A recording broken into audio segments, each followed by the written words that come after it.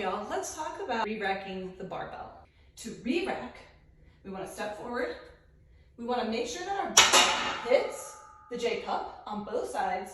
Then we go back into our mini squat and rack the barbell. The reason we want the barbell to actually make contact with the J cup on both sides is to make sure that our barbell on both sides is where it needs to be to rest back down into the J cup. So what we don't want to happen is that when we go to re-rack, we take a step forward and then we bend forward. My feet are uneven. I try to set the bar down here. Maybe I missed the other side. Now I'm off kilter, right? So that's why we want to make sure we step forward, we make contact, solid contact, so that way we know that our barbell is where it needs to be. We step forward, we want the barbell to hit both sides.